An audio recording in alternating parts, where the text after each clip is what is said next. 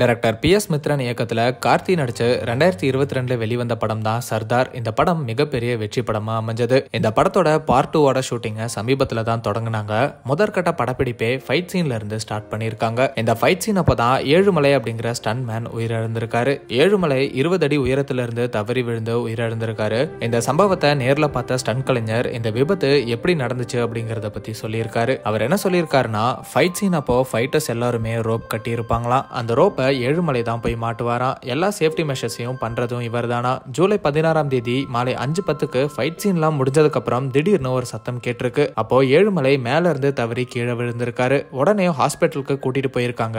ஆனா சிகிச்சை பலன் இல்லாம நைட் ஒரு 11 மணி அளவுல உயிரிழந்திருக்காரு அப்படின்னு இந்த விபத்தை நேர்ல பார்த்த அந்த ஸ்டன் கலைஞர் பேசியிருக்காரு. கீழே விழுந்ததுல எலும்பு உடைஞ்சு நுரையீரல்ல குத்தி நிறைய ரத்தப்போக்கு ஏற்பட்டிருக்கு. இதுதான் ஏழுமலையோட உயிரிழப்புக்கு முக்கிய காரணமா சொல்லப்படுது. இந்த நிலையில ஏழுமலையோட உடலுக்கு நடிகர் கார்த்தி நேர்ல போய் அஞ்சலி செலுத்தி குடும்பத்துக்கும் ஆறுதல் சொல்லியிருக்காரு. ஏழுமலையோட குடும்பம் கதறி அழுததை கேட்டு கார்த்தியே கண் கலங்கி அழுதிருக்காரு.